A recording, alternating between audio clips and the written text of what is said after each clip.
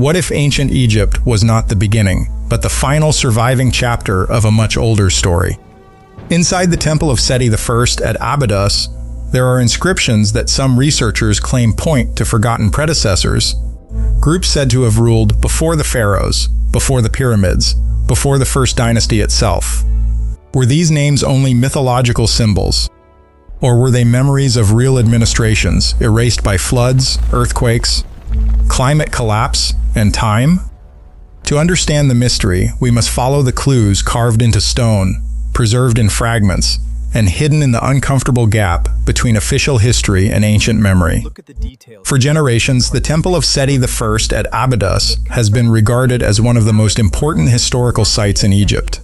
It is famous for preserving king lists, religious inscriptions, and records that help historians reconstruct the timeline of the pharaohs. Yet some researchers believe that one section of the temple may contain a far more controversial story. According to claims surrounding a lesser-known inscription, there exists a sequence of names that appears to describe groups or administrations that came before the recognized dynastic rulers of Egypt. Unlike the famous Abydos king list found in history textbooks, this alleged record has attracted attention because of the unusual way its entries are organized. Rather than focusing on individual kings, the text is said to describe entire groups, territories, and the circumstances surrounding their decline. Supporters of this interpretation argue that the language resembles administrative records rather than religious mythology. In their view, the inscriptions read more like a historical summary than a symbolic creation story. Critics strongly disagree, arguing that many of these translations are speculative and often stretch the meanings of ancient Egyptian terms far beyond what mainstream scholarship accepts. What makes the debate fascinating is that several ancient sources are frequently brought into the discussion. The Turin King list, the Palermo stone, and various temple inscriptions are often cited as containing fragments of information about rulers who supposedly existed before the first dynasty. While historians acknowledge that Egyptian traditions sometimes referred to earlier rulers, they generally interpret these references as legendary, symbolic, or religious in nature rather than evidence of advanced lost civilizations. Still, the mystery remains. Why did Egyptian texts occasionally mention predecessors who existed before the familiar line of pharaohs? Were these merely sacred figures from mythological traditions, or could they represent distant cultural memories preserved over thousands of years? To answer that question, we must examine the 5 groups that are said to appear in this controversial interpretation of the Abydos inscriptions. Each group is associated with a different fate, and together they form a narrative unlike anything found in conventional accounts of ancient history. The first of these groups is known as the Shemsu Hor, a name that has intrigued researchers for decades. According to the interpretation promoted by alternative historians, they occupied territories near vast bodies of water and met their end in a catastrophic environmental disaster. Whether this interpretation is accurate or not, it forms the beginning of a story that grows increasingly mysterious with each successive entry. The story begins with the group known as the Shemsu Hor, often translated as the followers of Horus. Within traditional Egyptology, the term has long been associated with legendary rulers who were believed to have existed before the dynastic pharaohs. However, alternative interpretations suggest something far more dramatic. According to this reading, the Shemsu Hor occupied territories located near great bodies of water, possibly along ancient coastlines that no longer exist today. Their entry is said to contain references connecting their fate directly to water, implying that their settlements were overwhelmed by rising seas or catastrophic flooding. At first glance, such a claim might sound extraordinary. Yet when viewed against the backdrop of Earth's climatic history, the idea becomes more intriguing. Around 12,900 years ago, the planet entered a turbulent period known as the Younger Dryas. During and after this era, enormous ice sheets that had covered large portions of the northern hemisphere began melting. The result was a dramatic rise in global sea levels that transformed coastlines around the world.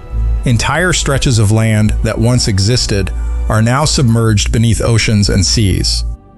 Modern researchers have discovered evidence of ancient settlements beneath coastal waters in various regions, suggesting that human populations living near shorelines faced significant challenges as sea levels rose. If a society had established major settlements in low-lying coastal areas, even a gradual increase in sea level could have devastating consequences over generations. Ports would disappear, agricultural land would become unusable, freshwater supplies could be contaminated by saltwater intrusion. Communities would be forced to migrate inland or abandon their homes altogether. Some proponents of the lost civilization theory argue that memories of such disasters may have survived for thousands of years, eventually becoming embedded in ancient traditions. They point out that flood stories appear in many cultures across the globe, from Mesopotamia and Egypt to India, Greece, and the Americas. While these myths differ in detail, many describe a world transformed by overwhelming waters. Mainstream historians caution against drawing direct connections between mythology and specific prehistoric events. Nevertheless, the possibility that ancient peoples preserved memories of environmental catastrophes remains a topic of ongoing discussion among researchers. What makes the Shem-Su-Hor narrative particularly compelling is not simply the alleged flood itself, but the implication that an organized society may have existed before the rise of dynastic Egypt. If such a society ever flourished along ancient coastlines, the geological record suggests that much of its physical evidence could now lie beneath waters that were once dry land. As sea levels continued to rise, whatever legacy the Shem-Su-Hor left behind may have become fragmented, scattered, and ultimately forgotten. Yet according to the controversial interpretation of the Abydos inscription, this was only the first chapter in a much longer sequence of civilizations that faced very different endings. The next group would not be destroyed by water. Instead, the very ground beneath them would become their greatest enemy. Following the alleged fall of the Shem-Su-Hor, the controversial Abydos interpretation introduces a second group known as the Netjeru. In traditional translations, the term is often associated with divine or sacred beings. However, proponents of the alternative reading argue that the word may refer to a class of rulers, administrators, or guardians of social order rather than supernatural entities. According to this interpretation, the Netjeru established themselves on higher ground, far from the vulnerable coastal regions that had supposedly doomed their predecessors. If the Shem-Su-Hor learned too late that the sea could erase entire communities, then the Netjeru appeared determined to avoid repeating the same mistake. For a time, this strategy may have seemed successful. Elevated terrain offered protection from flooding, access to defensible positions, and greater control over surrounding territories. Yet history repeatedly demonstrates that solving one problem often exposes civilizations to another. The inscription is said to describe a fate connected not to water, but to the earth itself. Rather than being overwhelmed by floods, the Netjeru allegedly faced a disaster originating beneath their feet. Advocates of this interpretation point to terminology they believe references ground instability, seismic activity, or major geological upheaval. While direct evidence linking the inscription to a specific prehistoric earthquake remains absent, geology provides numerous examples of how powerful seismic events can devastate settled populations. Throughout history, earthquakes have destroyed cities in a matter of minutes. Entire communities have vanished when fault lines shifted, mountains collapsed, or the ground itself became unstable. One particularly destructive phenomenon is known as soil liquefaction. During intense earthquakes, water-saturated soil can temporarily lose its strength and behave almost like a liquid. Buildings tilt, foundations crack, roads split apart, and entire districts can sink into the earth. To witnesses experiencing such an event, it would appear as though the land itself had turned against them. Archaeologists have documented evidence of ancient settlements across the world that suffered severe disruption from seismic activity. In some cases, Populations abandoned regions for generations after major geological events altered the landscape beyond recognition. Imagine a society that believed it had escaped the dangers of rising seas by moving to safer terrain. Generations later, without warning, the ground begins to tremble. Structures collapse. Water sources shift. Agricultural systems fail. Trade routes become unusable. What once appeared to be a secure homeland becomes a place no longer capable of supporting civilization. Whether the Necheru were historical rulers, symbolic figures, or legendary memories preserved through ancient storytelling, their alleged fate reflects a recurring lesson found throughout human history. No civilization is immune to the forces of nature. Floods, earthquakes, droughts, volcanic eruptions, and climate shifts have repeatedly altered the course of human development.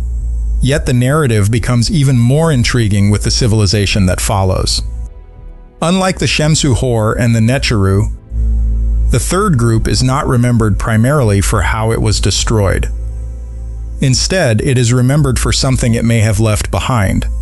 According to the interpretation of the inscription, this next civilization possessed a legacy so important that traces of its knowledge survived long after the civilization itself disappeared.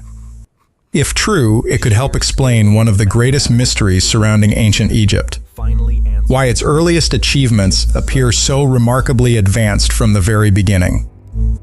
Among the 5 groups described in the controversial interpretation of the Abydos inscription, none is more fascinating than the civilization known as the Majat. Unlike the previous entries, which focused primarily on destruction and collapse, the Majat are remembered for something far more enduring.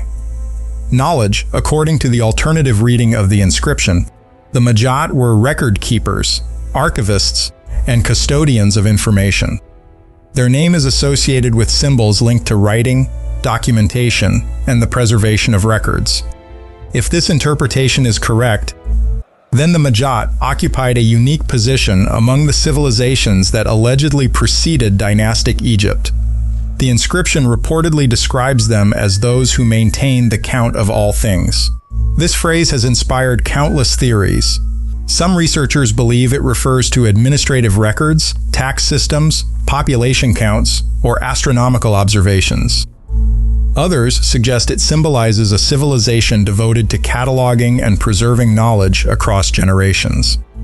What makes the Majat especially significant is the claim that their records did not disappear when their civilization ended. Instead, the inscription allegedly states that their knowledge was carried forward by those who came after them. If taken literally, this would suggest a transfer of information from one culture to another. Such transfers have occurred many times throughout history. The knowledge of ancient Mesopotamia influenced neighboring civilizations. Greek learning was preserved and expanded by scholars in the Islamic world. Roman engineering survived long after the fall of the Roman Empire.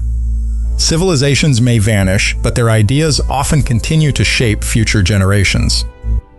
This possibility becomes particularly intriguing when viewed through the lens of early Egyptian history. One of the long-standing questions in archaeology concerns the apparent sophistication of Egypt's earliest dynastic achievements. By the time written records become abundant, Egyptian society already possessed organized administration, monumental architecture, complex religious systems, standardized writing, advanced mathematics, and sophisticated astronomical observations. Normally, such developments emerge gradually over long periods. In many civilizations, historians can trace clear evolutionary stages from simple beginnings to increasing complexity. Yet in Egypt, some aspects of this progression appear surprisingly compressed. Mainstream scholars explain this by pointing to centuries of pre-dynastic development that remain only partially understood. Archaeological discoveries continue to reveal evidence of gradual social and technological advancement before the First Dynasty. However, alternative researchers propose a different possibility. They argue that Egypt may have inherited portions of an older intellectual tradition, one developed over many generations before the civilization recognized by conventional history. In this scenario, the Majot become not merely a lost people, but the bridge connecting an earlier world to the rise of pharaonic Egypt. The alleged fate of the Majot is equally mysterious. Rather than being destroyed by water or earth, the inscription is said to associate their downfall with changes in the atmosphere. The exact meaning remains unclear. Some interpret it as a reference to climatic instability, volcanic activity, prolonged environmental stress, or dramatic shifts in weather patterns.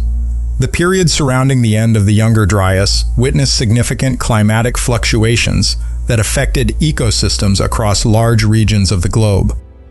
Temperatures changed rapidly. Rainfall patterns shifted, habitats transformed. Human populations were forced to adapt to new environmental realities. A civilization dependent upon stable conditions could find itself face challenges that no amount of administrative sophistication could overcome. Agricultural systems might fail. Migration pressures could increase. Trade networks could collapse. Even the most advanced society can struggle when the environment changes faster than its institutions can respond. Yet, according to this interpretation, the Majot achieved something remarkable. Even though their civilization vanished, their knowledge survived. Their records were inherited. Their discoveries endured. Their influence continued. Whether historical reality or ancient legend, the story of the Majot introduces a powerful idea. Sometimes the most important legacy of a civilization is not its monuments, its wealth, or its military power. It is the knowledge it leaves behind. And if the Majot truly passed something forward, the next civilization on the list would experience a very different fate. They would not be destroyed by disaster at all.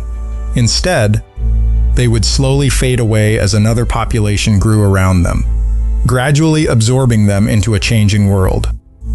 The fourth group in the controversial Abydos narratives stands apart from everything that came before. The Shemsu Hor were supposedly overcome by water. The Necheru faced the fury of the earth. The Majot struggled against environmental changes that may have transformed the atmosphere itself. But the Akhet Keru are remembered for something far less dramatic and, perhaps, far more unsettling. According to the alternative interpretation, the Akhet Keru did not experience a sudden catastrophe. No flood swept away their settlements.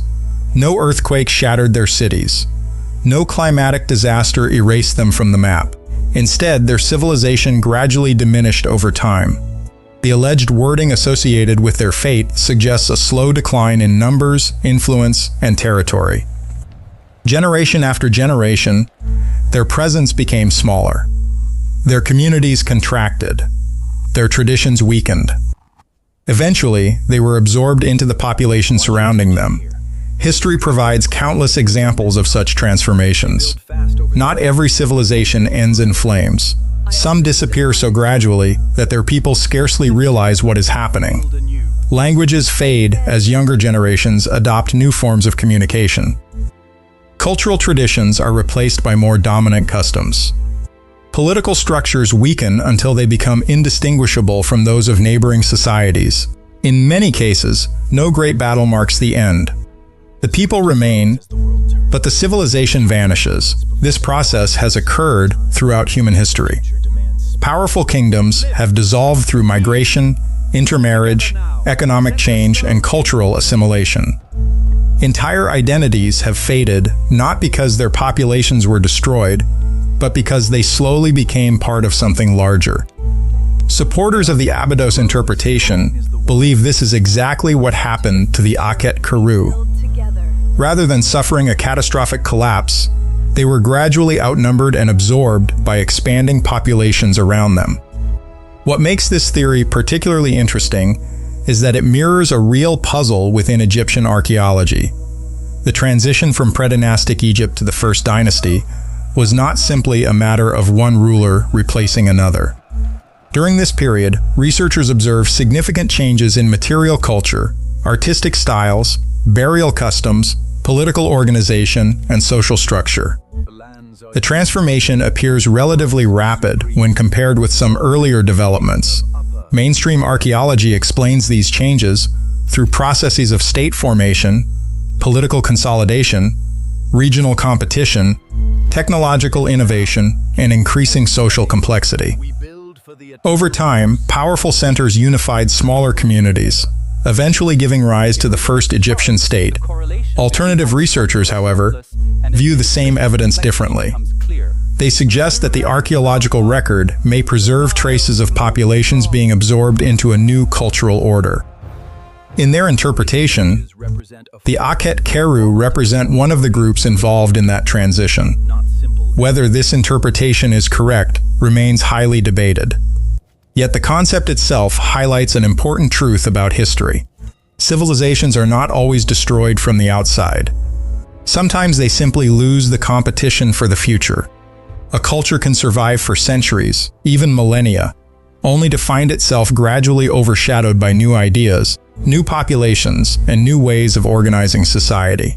Over time, the old identity fades until only fragments remain. If the Akhet Keru truly followed this path, their ending would have been quieter than those of the civilizations before them. No dramatic disaster, no sudden extinction, just a slow merging into a changing world.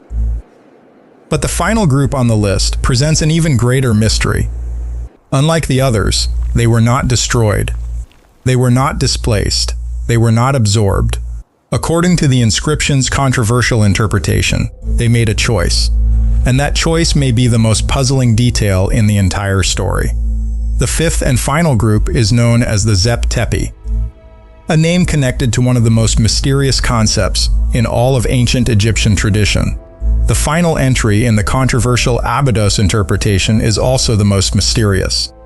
Known as the Zep Tepi, or the first time, this group occupies a unique place in ancient Egyptian tradition. Unlike the civilizations that came before them, the Zep Tepi are not associated with destruction, collapse, or decline. Instead, they are connected to a decision. In traditional Egyptian texts, Zep Tepi refers to a primordial age, a distant era when order was first established and the foundations of civilization were laid. Egyptologists generally interpret the term as a religious and mythological concept rather than a historical period. It represents the sacred beginning, a golden age remembered through symbolic narratives. However, supporters of the alternative interpretation argue that the Abydos inscription presents Zep Tepi differently. Rather than appearing as a mythological era, it allegedly appears as a distinct entry in a succession record, complete with territory, status, and a final action unlike any other on the list. According to this reading, the Zep Tepi were neither destroyed by natural forces nor overwhelmed by demographic change. The inscription reportedly uses language suggesting a deliberate withdrawal. They left. That single idea transforms the narrative. For the previous civilizations, events happened to them. Floods came. The earth shifted. The climate changed. Populations expanded around them. But for the Zep Tepi, the story appears to involve agency. They chose a destination and departed for it. The inscription allegedly describes this destination as the place where the count began, or the first place. Unfortunately, no known location can be conclusively identified with that description. No surviving map points to it. No confirmed inscription explains where it was located. This ambiguity has fueled decades of speculation. Some researchers propose that the phrase refers to an actual geographic location remembered by ancient scribes but lost to history. Others suggest it may symbolize a homeland, a sacred center, or an ancestral territory associated with the origins of civilization. More speculative theories go much further. They envision hidden refuges, isolated regions untouched by catastrophe, or advanced societies retreating from a changing world. While such ideas capture the imagination, they remain unsupported by direct archaeological evidence. Yet the mystery persists because of a simple question. Why would an ancient record describe a civilization leaving rather than perishing? Throughout history, organized migrations have shaped the development of entire continents. Communities have relocated in response to environmental change, political pressure, resource scarcity, and opportunities elsewhere. Entire cultures have abandoned one homeland to establish another. The difference is that most migrations leave traces. Archaeologists can often identify settlements, trade networks, artifacts, and genetic connections linking one region to another. The alleged departure of the Zep Tepi leaves none of these obvious clues. Instead, it leaves only a brief and enigmatic statement. They withdrew if the interpretation is accurate. The wording suggests purpose rather than panic. There is no indication of defeat, no reference to disaster, no implication of desperation. The departure appears organized, deliberate, and successful. This possibility has fascinated alternative historians because it raises a profound question. What knowledge did the people who carved these inscriptions believe existed before their own civilization? Ancient Egyptians possessed a deep respect for antiquity. They often viewed the past as a source of wisdom and legitimacy. Their temples, rituals, and traditions frequently referenced earlier ages and ancestral figures. Whether these memories reflected real historical events, symbolic teachings, or a combination of both remains a matter of debate. The Zep Tepi narrative sits at the center of that debate. If it represents mythology, then it reveals how ancient Egyptians understood the origins of order and civilization. If it preserves fragments of distant historical memories, then it may point toward chapters of human history that remain poorly understood. Either way, the mystery refuses to disappear. And when the stories of all five groups are placed side by side, a larger pattern begins to emerge. A sequence of endings unfolds across the narrative. Water, earth, atmosphere, demographic absorption, and finally voluntary departure. Whether fact, legend, or a blend of both, the sequence forms one of the most intriguing historical mysteries associated with ancient Egypt. No discussion of the alleged Abydos civilization list would be complete without addressing the most controversial aspect of the story: the claim that evidence has been ignored, restricted, or deliberately suppressed. Supporters of the theory argue that the mystery is not limited to ancient inscriptions alone. They point to a series of unusual events, denied research requests, inaccessible archives, and unexplained archaeological anomalies as evidence that important questions remain unanswered. Critics respond that these claims often exaggerate ordinary academic and bureaucratic processes. In their view, restricted access, permit delays, and disagreements over interpretation are common realities of archaeological research rather than proof of a coordinated effort to hide history. Regardless of which perspective one accepts, the debate has become an essential part of the mystery. One frequently cited example involves the Giza Plateau. Over the years, various surveys have used technologies such as ground-penetrating radar to search for structures beneath the surface. Some studies have reported unusual subsurface features, including geometric patterns and anomalies that appear inconsistent with natural geological formations. To alternative researchers, these findings suggest that important archaeological remains may still be hidden beneath the sands of Egypt. Mainstream archaeologists take a more cautious approach. They emphasize that subsurface anomalies do not automatically indicate lost chambers, ancient archives, or forgotten civilizations. Many anomalies ultimately prove to be natural formations, geological irregularities, or structures unrelated to extraordinary historical claims. Another source of controversy involves archival materials associated with the Egyptian archaeologist Salim Hassan. Advocates of the Abydos theory frequently argue that photographs, notes, and survey records linked to Hassan contain information that has never been fully examined by modern researchers. Because some archival collections remain difficult to access, speculation has flourished. Supporters claim that crucial evidence is being withheld.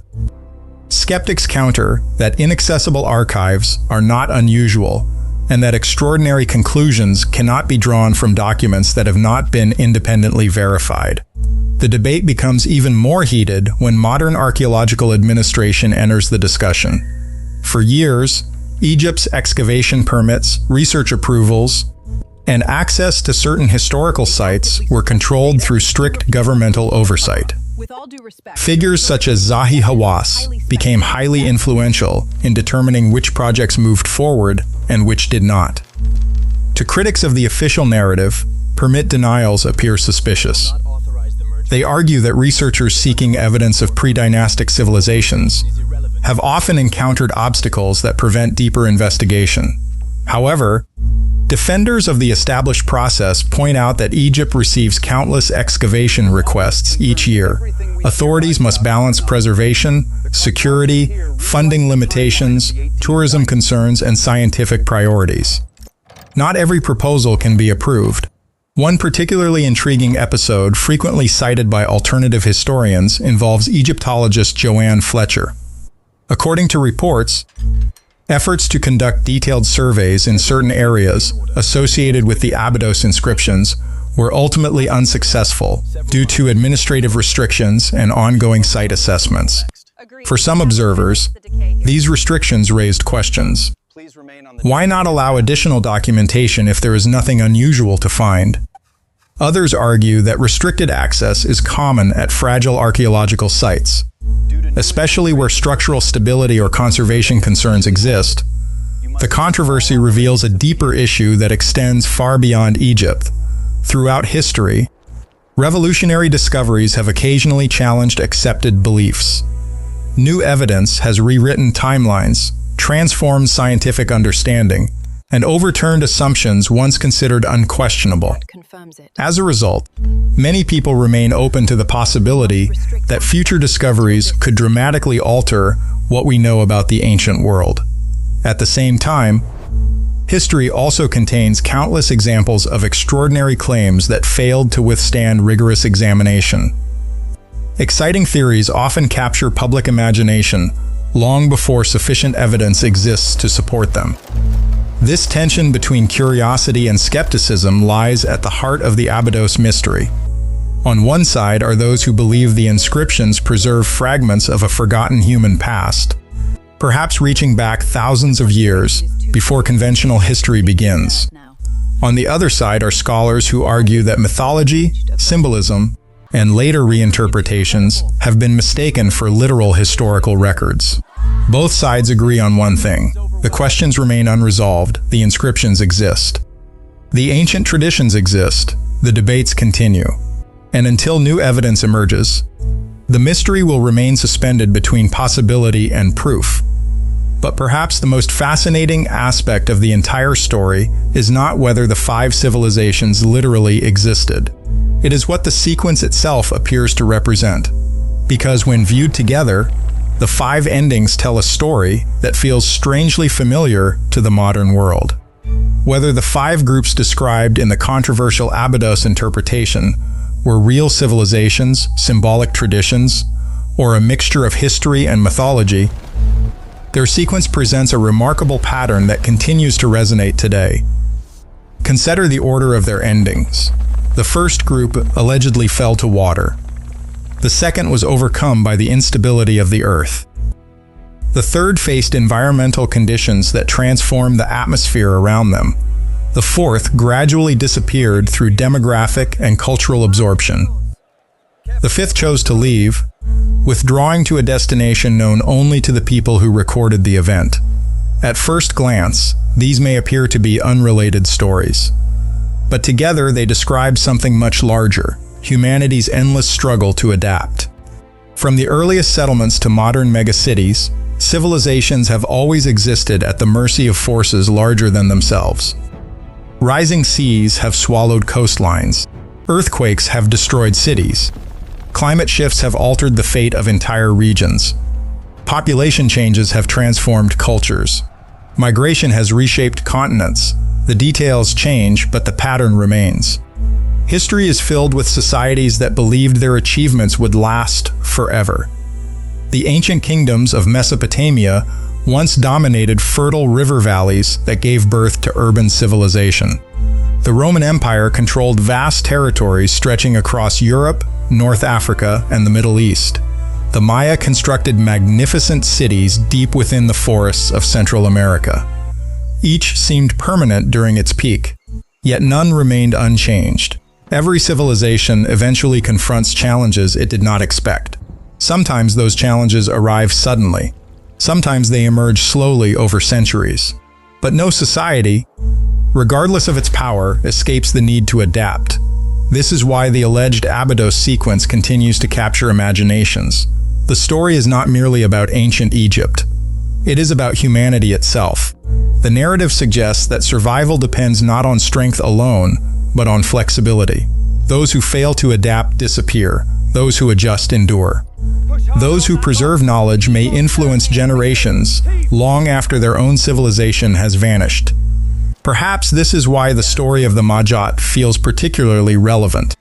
If their greatest legacy was the transfer of knowledge, then they illustrate one of history's most important truths. Information can outlive empires, buildings collapse, governments fall, borders change. But ideas can travel across centuries. The mathematics of ancient cultures still shapes modern engineering. Astronomical observations recorded thousands of years ago continue to inform historical research. Written records preserve voices that would otherwise be lost forever. Knowledge Moz becomes a bridge between worlds. The same lesson appears in the story of the Akhet Keru. Their alleged decline reminds us that civilizations do not always disappear through violence. Cultural change can be just as powerful as military conquest. Languages evolve. Traditions merge. New identities emerge from older ones. Even when a civilization fades, parts of it often survive within the cultures that follow. And then there is the mystery of the Zep Tepi. Whether historical reality or symbolic metaphor, their departure represents a different possibility. Instead of being defeated by circumstances, they chose a new path. In many ways, that idea reflects one of humanity's defining characteristics: exploration. From the earliest migrations out of Africa to voyages across oceans and journeys into space, human beings have repeatedly moved beyond familiar horizons. We are a species driven by curiosity. We seek new lands, new opportunities, and new beginnings. Perhaps that is why the final entry remains so compelling. The destination is unknown. The journey is unexplained. The mystery remains unsolved. Yet the act of moving toward the unknown is something every generation can understand. Maybe that is the true power of these stories. Not because they provide definitive answers, but because they encourage us to ask questions. How much of human history remains undiscovered? How many chapters have been lost to time? What traces of our own civilization will survive thousands of years from now? And if future generations uncover fragments of our world, what stories will they tell about us? These questions transform the Abydos mystery from an archaeological debate into something far more universal. A reflection on memory, a reflection on survival, and ultimately, a reflection on humanity's place within the vast timeline of history. For thousands of years, the stone walls of Abydos have stood in silence, preserving mysteries that continue to challenge our understanding of the ancient world. Whether the 5 groups described in this controversial interpretation were real civilizations, symbolic traditions, or fragments of forgotten memories passed down through generations, their story raises questions that remain unanswered. Were these accounts echoes of actual events lost to time? Were they warnings preserved by ancient scribes? Or were they humanity's attempt to explain a distant past that had already faded into legend? Perhaps the most important lesson is not whether every detail can be proven today. It is the reminder that history is still being discovered. Beneath deserts, beneath oceans, and within ancient texts, there may still be chapters of the human story waiting to be revealed. And maybe that is what makes this mystery so captivating. The possibility that even after centuries of research, there are still secrets hidden in plain sight. What do you think? Were the 5 civilizations real historical predecessors of Egypt? Or are they symbolic stories that evolved into legend over time? Share your thoughts in the comments below. The discussion is just beginning. If you enjoyed this exploration into one of history's most intriguing mysteries, be sure to like the video, subscribe to the channel, and turn on notifications so you never miss our next journey into the unknown. Thank you for watching, and until next time, keep questioning, keep exploring, and keep searching for the stories that history may have forgotten.